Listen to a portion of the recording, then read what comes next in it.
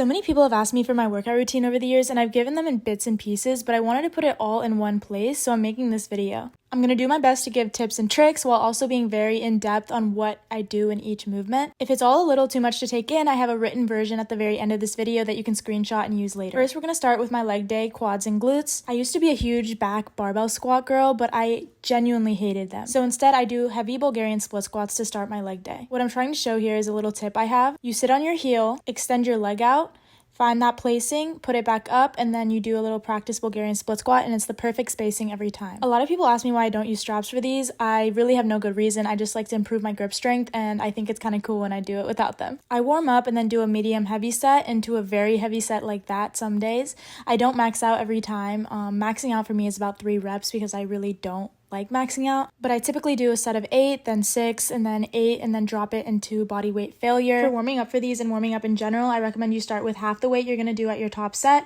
and then you do 3/4 of that weight, and then you get to that final weight, depending how heavy you're going, of course. This section of the video is really long because honestly, it takes me like 40 minutes to do Bulgarian split squats because I take a lot of rest between, usually around 2 to 3 minutes, just because I go pretty heavy, and I want to make sure I can get the most out of each set. Another tip for these is if you lean forward, it's more targeting your glutes, and if you stand upright, it's more so your quads, so depending on your goals, that might be helpful. No matter how heavy you're going, make sure you never sacrifice form, never let yourself buckle, don't let your back curve, try to hit at least that 90 degrees, and make sure when you're putting down the weight, you don't just drop it. You don't want to hurt your back at the very end of the exercise. Here I'm just showing you a front view because I feel like people only show the side of their Bulgarian split squats, and I look kind of funny from the front, but honestly, I don't care. After the single-legged movement, we're going to go into a double-legged movement, whether it be hack squat, pendulum squat, leg press, whatever you have, or even doing that barbell back squat. I just like to do a single leg movement into a double leg movement. You can do vice versa too, but this is just what works for me. I'll do some warm-up sets, and then I'll go into like a medium heavyweight, into a heavyweight, into a medium heavyweight, which is a common thing in this video if you've noticed. For these, I really try to hit depth. I really love pendulum squats for that. If I don't do pendulum squats, I often do the superset. I do goblet squats straight into sumo squats, and this will literally destroy your legs. Again, trying to aim for that depth. When I do the superset, I'm really not trying to go for too heavy of a weight. It's really just kind of getting that range of motion. If I'm feeling really crazy, I'll do both the pendulum and these, but honestly, I'm usually too tired. Sometimes less is more at the gym. You don't always have to do a million exercises, which you might be like, Lily, you're doing a million exercises in this video. I don't know what to tell you. Also, I'm not saying anything I'm saying is necessarily optimal. This is just literally exactly what I do, and I'm just giving the people what they want. I don't know. I'm still working on form on a lot of things. I'm still growing. I've been at this almost 4 years, but there's still so much to learn. Next, I go into leg extensions. For pretty much every accessory movement, I try to go drop set till failure. There's kind of discourse on whether that's the best thing to do, but I like it and I like the burn. For me, I start around like 170 and then I drop it to 150, 130, 100, and then I do the next set, and then on my last set I kind of go all the way till 25 and do single legged at the very end. Most of these leg movements are so like mental. You could honestly keep going and have like 3 more reps left in you. So honestly, if you have a workout buddy, just make them yell at you, especially during leg extensions. Like I want to stop every rep, but like you got to keep going. I started doing step-ups twice a week and my butt has grown big, so I recommend doing them twice a week. I do a slight like curtsy into my lunge, and I just like feel it so well in my glutes, but whatever works for you best. Doing it against the tricep dip bar to like hold it for balance with the box is genuinely the best way to do these. When I'm at a gym, when I can't do this, I like miss it so much, but I typically do 2 to 3 sets medium weight on those. Next, we're going into abductors, and these machines are so stiff, so like I know I'm not going out very far, but it's not even me ego lifting, like I promise. Literally anywhere else they're more smooth, but I do abductors straight into adductors, and that's just because my school's gym has them connected and I don't want to be a douche going back and forth. But these are so humbling. Make sure you warm up for these, because if you go straight into a heavy weight, you're gonna feel it right up your uchi. Don't know why I said it like that, but anyways, I also do 3 sets till failure of these. Also drop setting them, probably going from like 130 to like 100 to 80, etc. Then after you obliterate your legs, you're gonna go straight into abs. What I do for abs honestly varies, but I try to do less like arm intensive things so I'm not tired for my next upper body day, like which is typically the next day. These are genuinely such good ab exercises. Like my core is literally done after doing like 5 of these, so like 2 sets of this. I used to do like a bunch of like 10-minute workouts, and those are great and I still do them, but if you need to do your abs in like 2-3 minutes, like just ramp these out, like genuinely. They also look sick. Do you see my lower back and my lats? Like, not to flex, but oh my gosh. People say you don't need to hit core or whatever, and that's true. You're gonna be using your core in a lot of these exercises, but I think it's always good to, treat your abs as another muscle, you're gonna put more resistance on them. So doing movements like this is really good. Doing weighted movements as well. I go straight from those into decline weighted crunches. If you put the weight behind your head, it's actually way harder, but after those the other one, I cannot do that. Then I go into single leg calf raises. I like to do it on like an elevated surface so I can get more ROM. I typically use like a 35-pound kettlebell for these, sometimes go heavier, sometimes go lighter. I kind of go till failure, see how it feels. I drop set them into body weight. I typically do like 3 sets of these. Honestly, they feel really good after a leg day, so don't skip calves. Next, we're going to go into one of my most asked upper days, back and bicep. These are my credentials. As you can tell, back and biceps is my favorite day, so I'm going to try to be as detailed as possible with this one.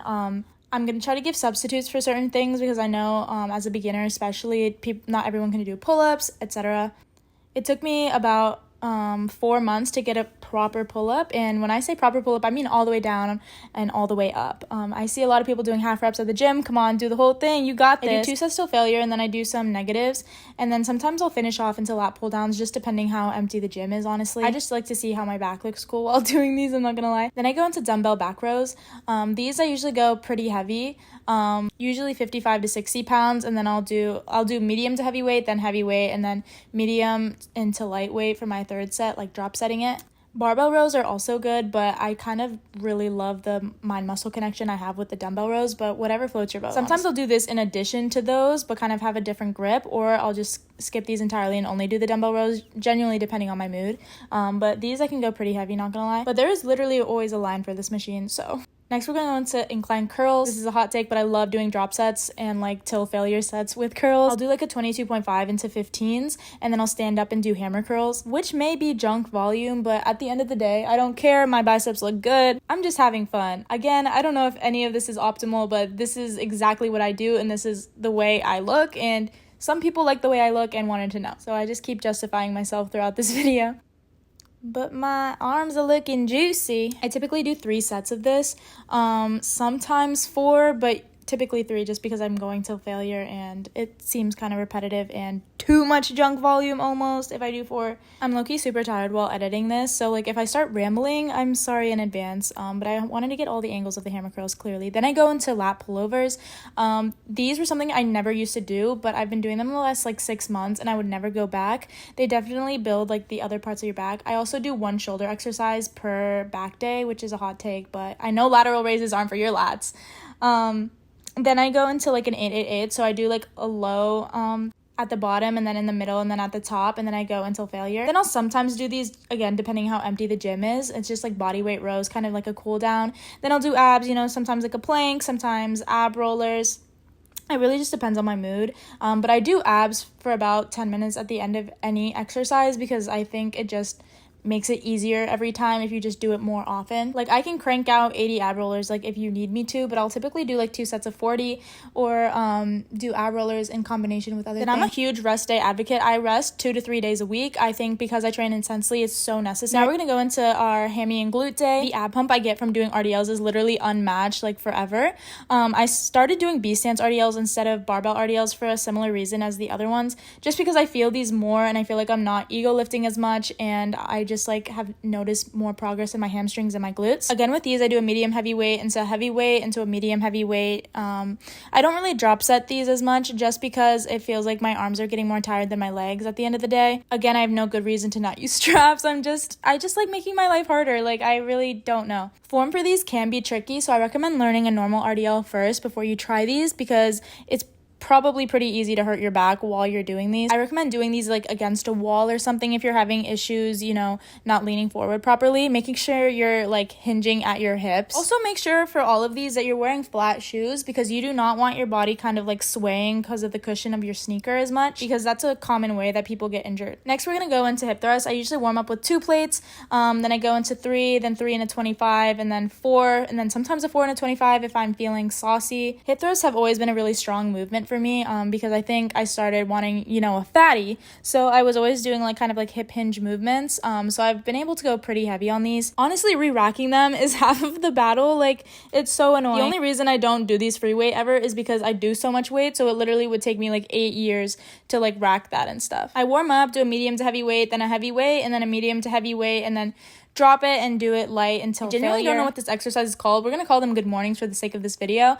But I do like 3 sets of these, doing it with a kettlebell because I just find it easier to hold that way. And then I drop set them into body weight failure. Form on these are really important as well. I know mine is kind of bad at times too, but if you do it wrong, it can really hurt your lower back. So make sure you're not trying to come all the way up, like leaning back. You don't want your back to curve the other way. You want it to actually be curved the other way to keep your core stiff. And that's, to my understanding at least, this is what makes my back not hurt. You're really just making sure you're feeling that stretch in your hamstrings, and you want to go more slow on these. If you've never done these before and you start, just know you won't be able to walk tomorrow. Next, we're going to go into hamstring curls. The burn on these are just too good. Like, my mind can just go numb and I can just crank out like 50 of these, which like I don't need to do, but like sometimes it just feels good. I don't know. So I do like 3 sets of these, all till failure, drop set. I don't remember what weight I start with. I think like maybe around 100, and then I drop down to like 40 to 30. Make sure you have the right settings for these. For the ankle part, I have it at around 1, and then for the other part, I have it at 2, I believe. But, you know, everyone's different. I like to have my knees like slightly below where the padding stops, and that's where it feels right for me. After these, I usually go into abductors, and again, I know like my ROM is like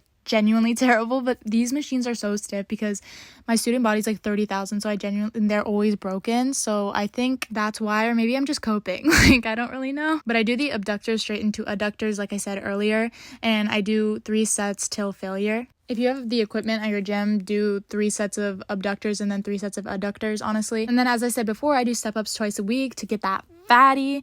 Again, I'm doing like a medium weight for these. I usually do like 35 to 40 with only 1 weight in one hand. Mind muscle connection is my biggest focus on these. I go pretty heavy on hip thrusts and things like that. So for these, I just try to go slow and controlled. Again, I do a slight angle, so it's kind of like a curtsy, but also sometimes do straight back. Really, wherever you feel it. I feel it in my upper glute, and then also kind of like my glute medius. I don't know why I'm saying terms like that. I don't really know much. And then I drop it into body weight till failure. If you've never done these before and you try them, the next day you probably will not want to walk upstairs. Like, I'm not gonna lie.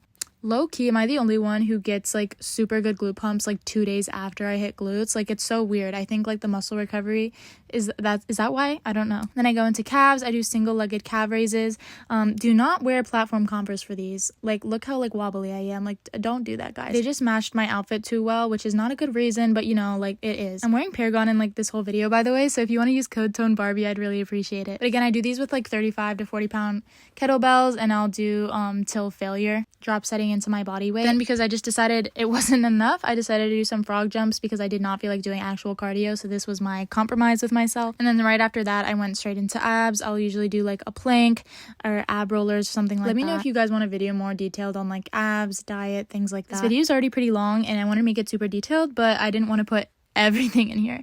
Next, we're gonna go into upper day, shoulders and triceps. I know pull-ups are back focused, but I really like to do pull-ups twice a week just so I can get my reps up. I always start with pull-ups because they are the hardest movement and they use your entire body. I'll typically only do like 3 sets though, so I'll do like 2 till failure, and then I'll do 1 like 30-second and hold. The 30-second and hold, even if you can just start at the top by jumping and then like going down super slowly, if you're not really a pull-up person, that'll really help you get more reps overall. Once you get 1 pull-up, getting 3 is easier. Once you get 3, you get 5. Once you get 5, you get 10. After 10, it kind of slows down, I'm not gonna lie, for me at least. But do not skip your negatives at the end. I've recently started doing weighted pull-ups too, so I'm really excited to see like how that gives me more growth. My current max is 16, so hopefully I can make a follow-up to this video someday and be like, yeah, I can do 20, and then, you know, 25, and then the sky's the limit, really. Right after that, we're gonna go into shoulder presses. No, I don't bench. I hate benching. I do medium heavyweight into medium heavyweight. Again, the specifics will be at the end of this video in a screenshot.